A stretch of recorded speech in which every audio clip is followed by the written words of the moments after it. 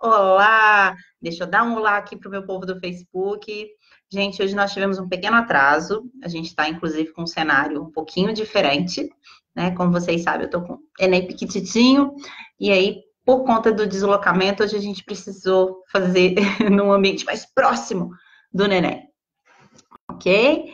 Enquanto isso, a galera vem chegando. Normalmente a gente não atrasa. E aí apareceu um efeito. Ai, meu Deus, como que tira esse efeito? Volta aqui. Sem efeito, gente. Como é que eu faço? Vamos lá. Isso. Não, peraí.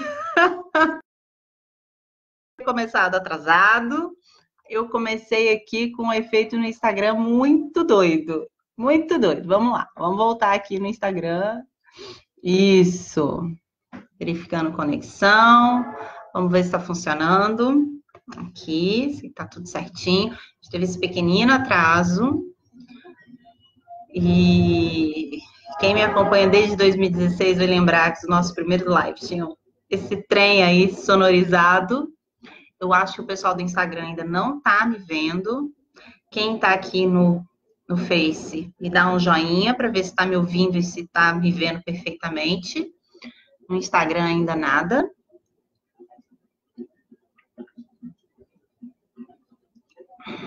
Nadinha, nadinha. Galera ainda não. Aqui. Vamos lá. Deixa eu ver.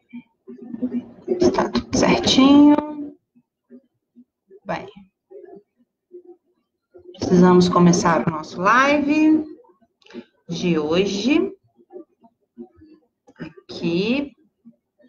Parece que não. Aqui no Instagram não tá fluindo. Mas vamos começar aqui então no Face, gente, para a gente não...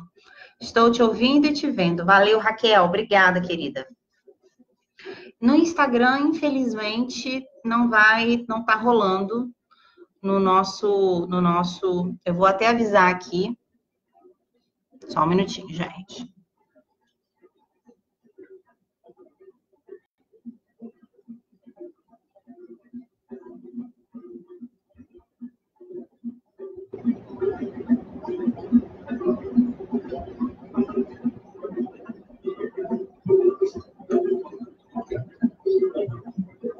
Gente, estou aqui avisando que a gente está aqui no Face, lá no Story do Instagram, que não tá funcionando, tá? E aqui a gente já está há 3 minutos, quase 10 minutos atrasado, e vamos começar o nosso live de hoje, né? Eu me chamo Melissa Fioravante, sou psicóloga clínica, já tenho quase 15 anos de experiência, tanto em atendimento clínico quanto em supervisão. Sou coordenadora do curso Sementes, cursos em psicologia, e também, até o ano passado, coordenava e ministrava o curso de formação em terapia do esquema aqui em Juiz de Fora presencial. Esse tema procrastinação, ele tem aparecido com muita força nos consultórios.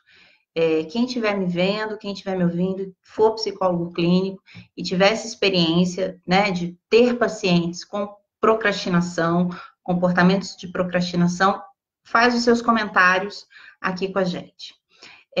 Mas, curiosamente, eu, até pouco tempo atrás, ainda convivi com alguns alunos, né, que não sabiam ainda o que era procrastinação. Então, embora seja uma temática importantíssima para a gente trabalhar nos consultórios, para muita gente esse tema é ainda novo, né? Esse palavrão, é quase um trava-língua, procrastinação, né? É uma novidade.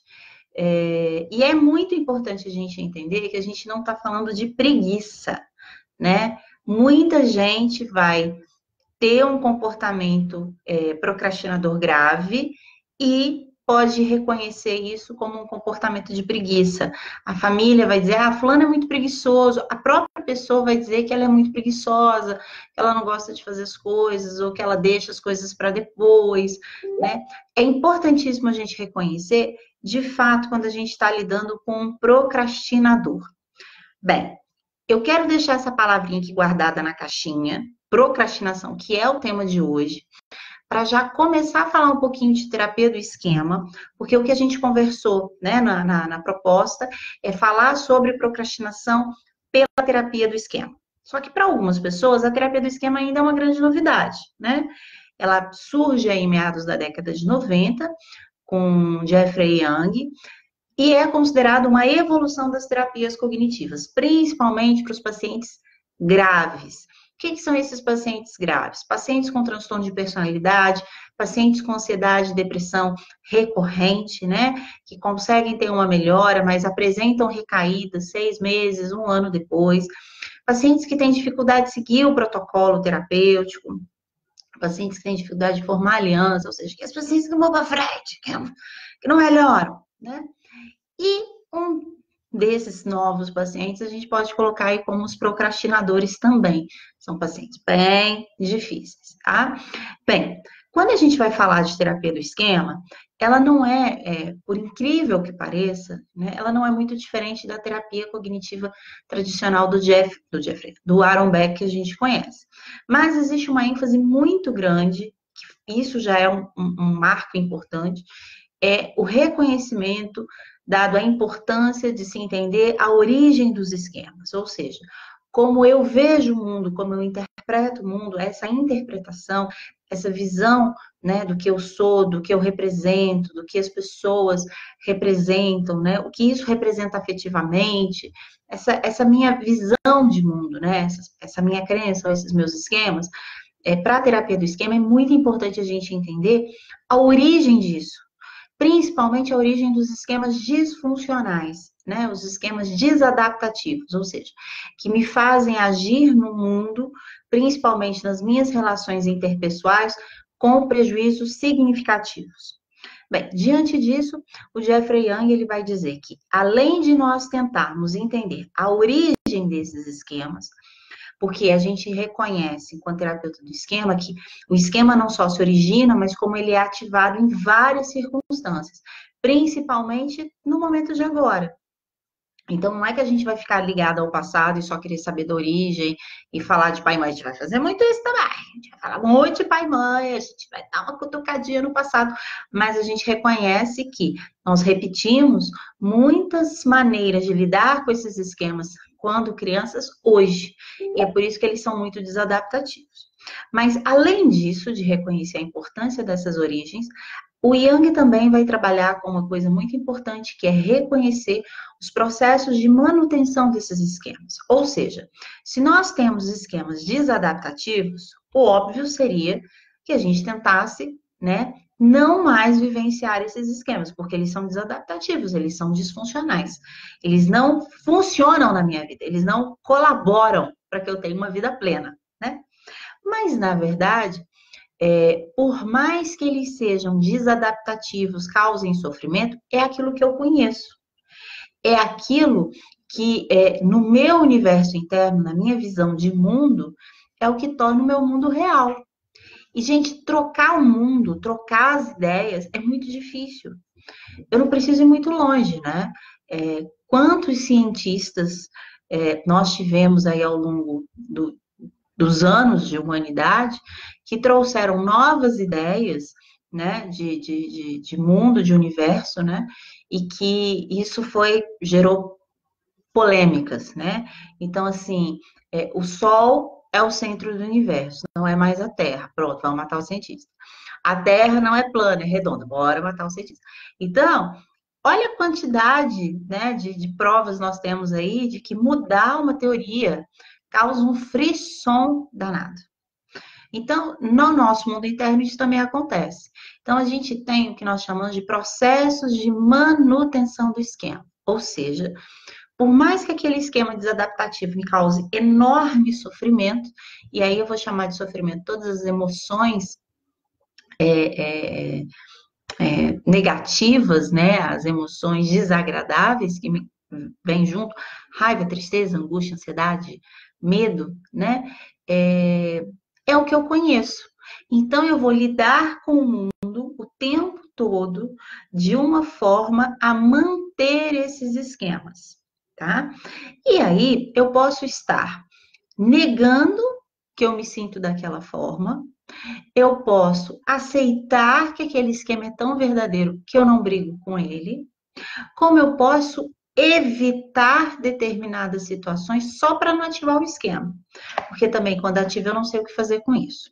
Então, eu vou dar um exemplo muito claro e que ninguém precisa ficar levantando o dedinho aqui agora para mim, para dizer, eu tenho paciente, eu sou assim, assim, assim. Vamos imaginar que você, quando nasce, lá nos 5 primeiros anos, você de alguma forma interpretou que você não merece ser feliz nem merece ser amada, ok? Você tem lá como se fosse um código interno, né?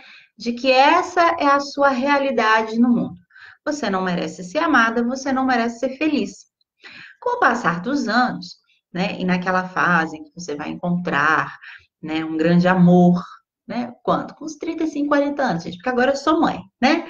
Quando eu era adolescente, eu achava que aos 14 anos a gente podia namorar. Agora, como mãe, não, só namora aos 30. Eu tô desse jeito agora. Só os 30 namora. Então, aos 30, né? Você vai encontrar o amor da sua vida. Só que você lembra que você não pode ser feliz e você não pode ser amada. Então, por exemplo, uma forma, agora dá um tumulto, mas uma forma de você não ser feliz e não ser amado, não estou dizendo que são todas as pessoas, entendam bem, não estou dizendo que todas as pessoas são assim, ok? Mas é você investir numa relação, por exemplo, sendo amante de alguém. Entenda bem, eu não estou falando poliamor e nem estou dizendo que todo mundo que tem relações extraconjugais ou aceitam ser a parte extra da conjugalidade, né? São infelizes, não querem ser amados. Mas eu estou dizendo que boa parte dessas pessoas, né? Ou pelo menos as que aparecem no consultório, ok? As que estão aparecendo no consultório, tem uma queixa de que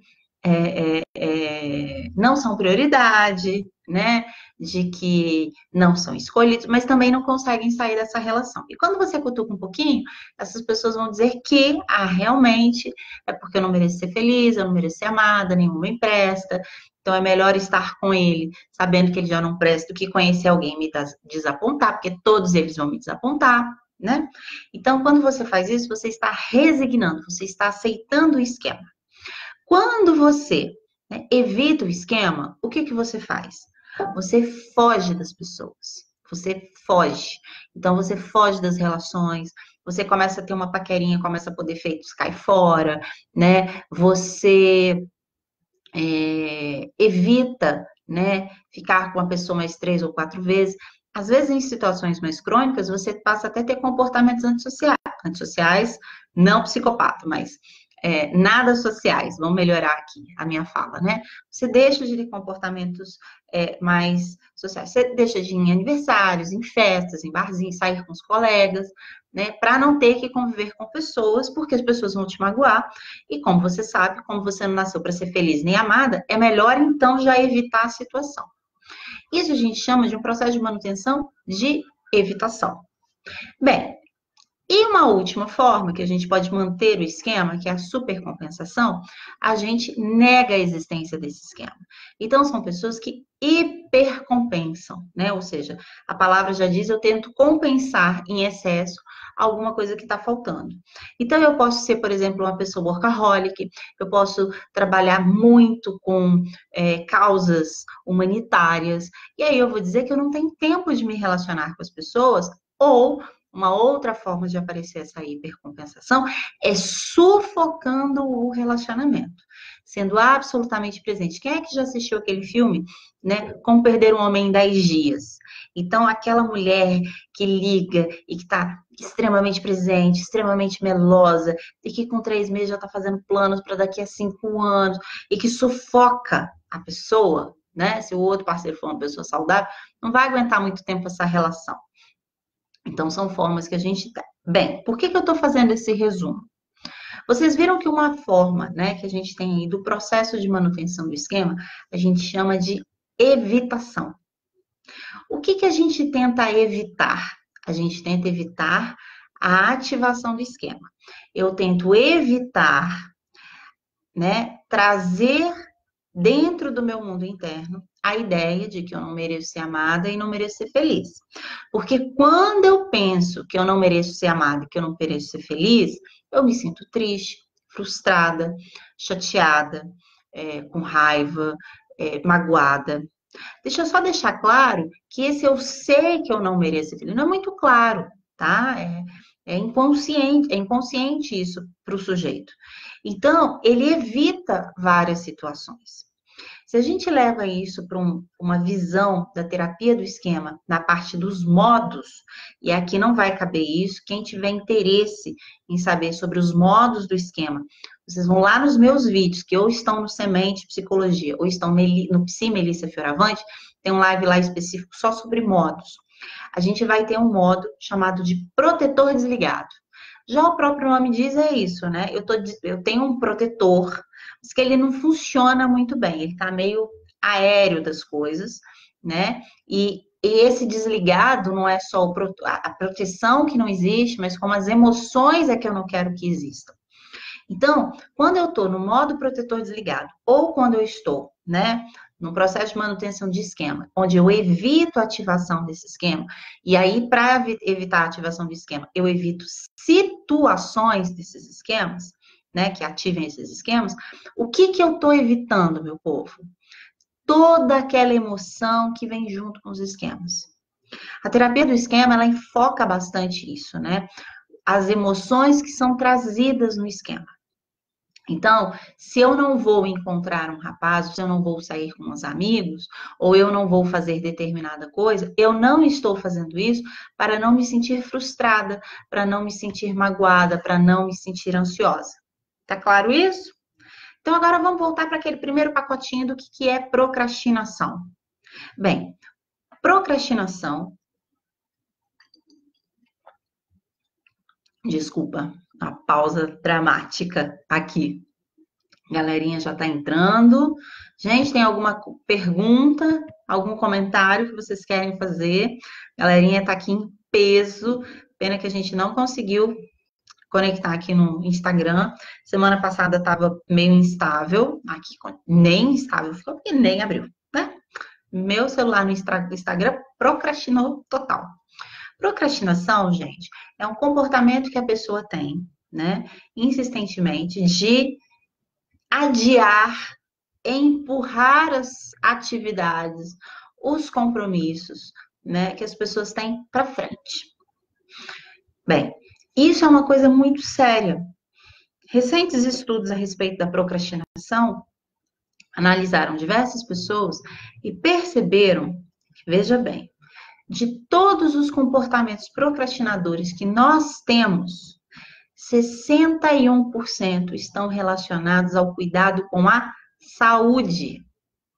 Falar de procrastinação, gente, não é procrastinar só o envio daquele e-mail, não é só procrastinar a arrumação do guarda-roupa, não é só procrastinar a ida à academia.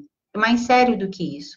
Muitas vezes nós procrastinamos com consultas médicas, com exames médicos, com ida aos médicos para ver os resultados. Quantos de nós hoje, já tendo acesso aos exames, muitas vezes deixamos de ir na consulta de retorno porque a gente acha, só de olhar, né, os resultados que hoje já vem com parâmetros, a gente já tem a capacidade de interpretar aquele exame. Então, o ato de procrastinar, ele pode ser, né, desde o vou lá passar a roupa amanhã até estou sentindo uma dor no peito, mas eu vou deixar para amanhã também ir no médico. Só que, e nessas circunstâncias, o amanhã pode não ser mais possível. A procrastinação, então, é esse ato que a gente tem de adiar as coisas para fazer depois. E, na maioria das vezes, inserindo no hoje, no agora, enquanto eu deveria estar fazendo isso, outras atividades que eu considero prazerosa. E aí você já percebe a grande dificuldade que a gente tem para trabalhar com pacientes procrastinadores. Porque na balança emocional, você, enquanto terapeuta, está dizendo para o paciente deixar de fazer aquilo que é prazeroso para ele, para fazer aquilo que ele está evitando fazer porque não é prazeroso. Por isso que é importante que a gente reconheça que o que está fazendo com que aquele sujeito Coloque coisas prazerosas no lugar, mas que ao mesmo tempo, a médio e longo prazo, isso deixa de ser prazeroso. Ok, gente, tá no Facebook, tá nas redes sociais, ver filme, né, no Netflix, comer é ótimo, é super divertido. Mas a médio e longo prazo, o quanto isso representa de significativo na vida da pessoa.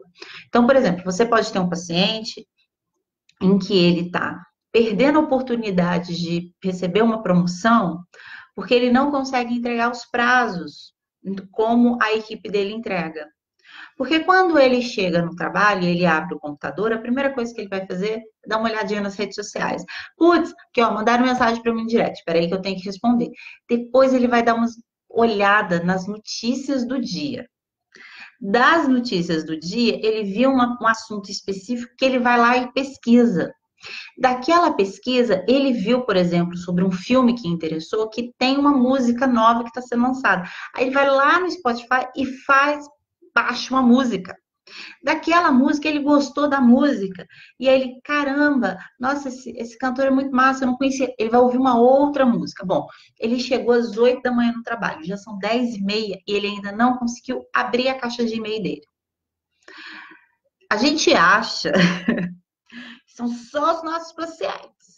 Vamos lá, a gente está aqui com umas 8, 10 pessoas. Dessas 8, 10 pessoas aqui, quem é que não faz algo parecido com o que eu estou falando aqui? Claro que não tem problema nenhum, em algum momento a gente dá uma procrastinada. Quem estuda esse assunto, inclusive, diz, né, da mesma forma que tem o estresse positivo e o estresse negativo, que um pouco de procrastinação na nossa vida é importante. Que é bom a gente parar para ver o que a gente está fazendo, né? Porque a vida hoje está dinâmica, né? Hoje, cara, 8 horas de sono para muita gente é luxo, né?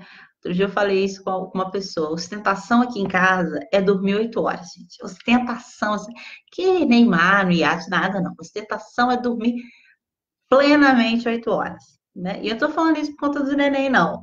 Por conta da quantidade de trabalho, né? Você tem que estar no celular, você tem que estar na rede social, você tem que estar no consultório, você tem que montar aula.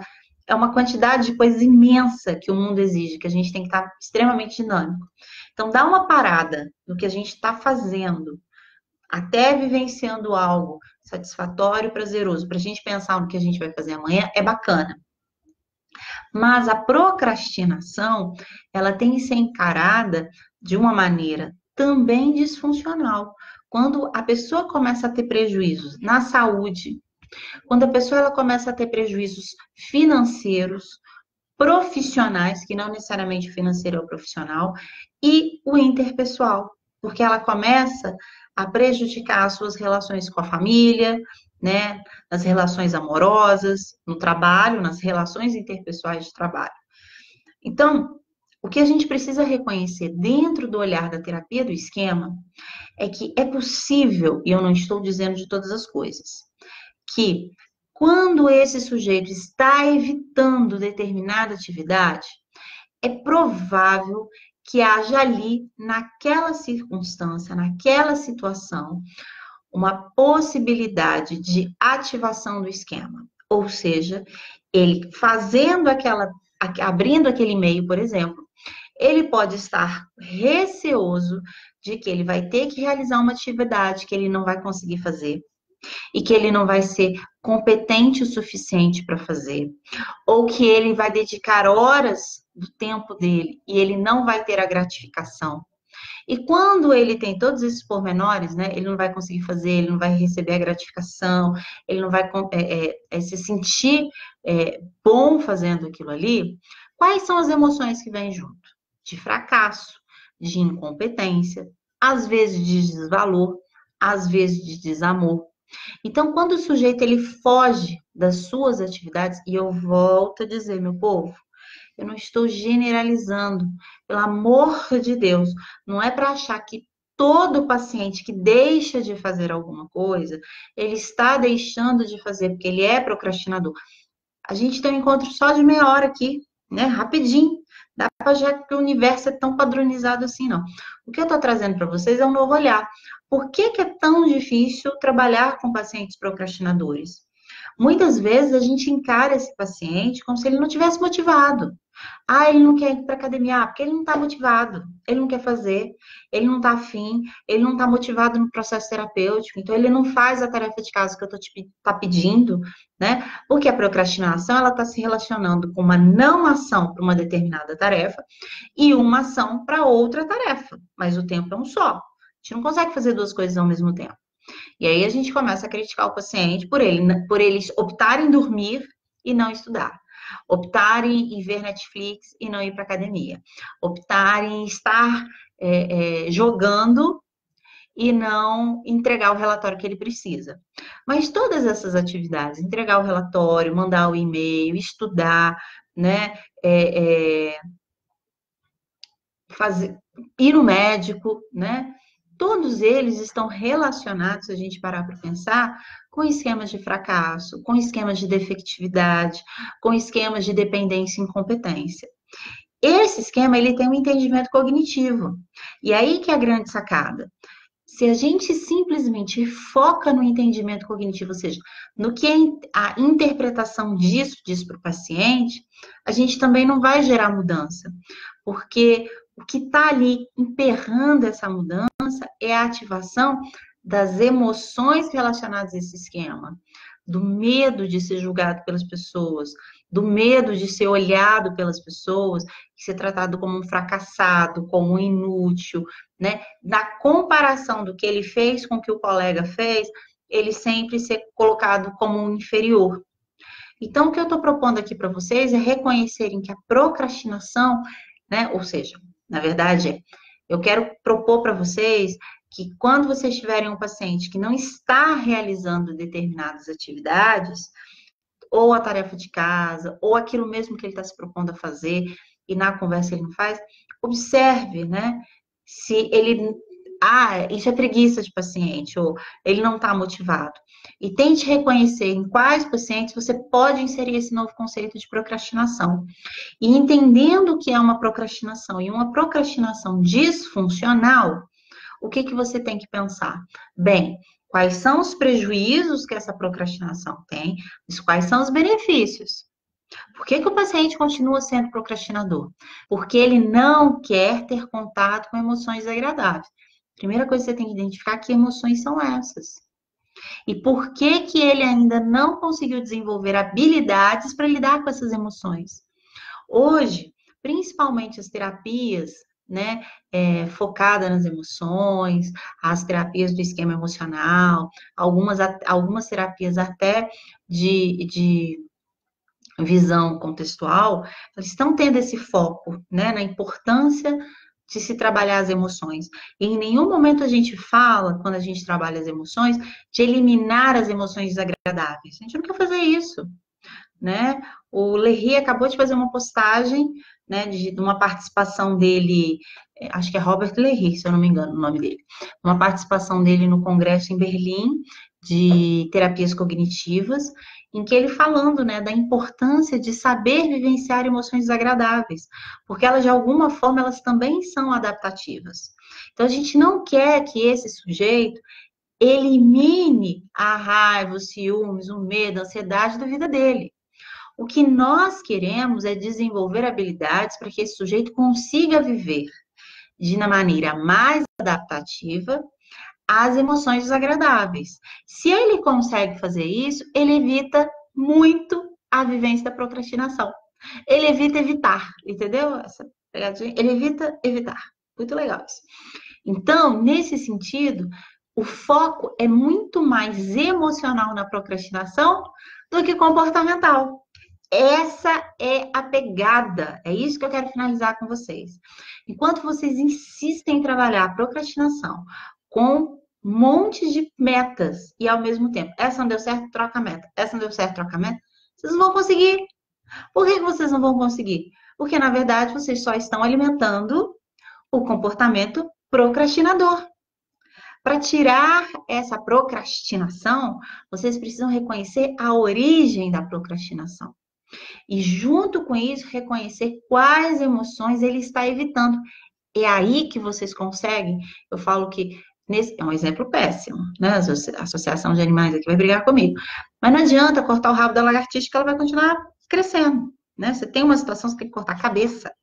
Exemplo horroroso, eu não consigo matar uma mosca, mas vocês entenderam o que eu quis dizer com esse exemplo, né? Que pegar um paciente que é procrastinador e ficar trocando de meta a cada 2 semanas, porque ele não realiza e fica discutindo motivação, não adianta. O que adianta é tentar entender quais são as emoções que ele está fugindo. Mais do que o foco na tarefa, o foco tem que ser na emoção. Ok? Meus amores, o live hoje tem que ser curtinho, né? Tô tentando fazer um live bem curtinho. E queria convidar vocês para acompanharem a nossa página sementepsicologia.com.br, a nossa página no Facebook, no Instagram, Semente Psicologia, porque até domingo temos novidade. Alguns de vocês já conhecem que nós temos, né, cursos online. E a gente já está com uma agenda pronta para o segundo semestre. O primeiro curso que a gente vai lançar agora em agosto é o curso introdutório de terapia do esquema. Melissa, qual que é o valor? Qual que é a data? Como é que vai ser? Qual que é a meta? Então, meus amores, a gente está remodelando a nossa página, não o nosso site continua bonitinho. Mas quando você entra lá em cursos, né, sementepsicologia.com, sementepsicologia.com.br/cursos, né? Vocês vão ter lá curso introdutório de terapia do esquema. Aí quando você entra aqui, a gente vai estar com uma página diferente, vai ter um videozinho meu explicando detalhes do curso, de como que são os nossos cursos online. A gente está aprimorando, né, o nosso projeto de levar conhecimento, de levar gente bacana para o Brasil inteiro. Então acompanhem, porque na hora que a gente colocar essa página no ar, a gente vai fazer um livezinho rapidinho, chamando a galera para ir lá acessar.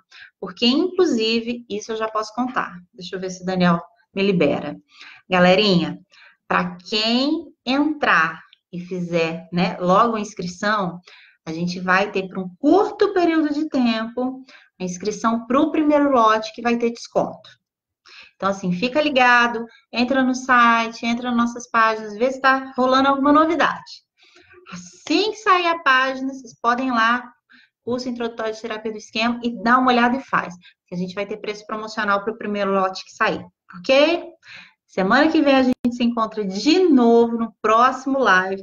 Como sempre, é segredinho. Espero que eu consiga fazer com o Instagram para vocês. E, ó, um grande beijo. Ah, não esquece de compartilhar o vídeo que você fez hoje. Compartilha o vídeo, manda joinha, fala, gente, o tema hoje foi bacana. Vai lá no nosso canal do youtube.com.br/semente psicologia. Também curte lá. Beijo para vocês. Tchau.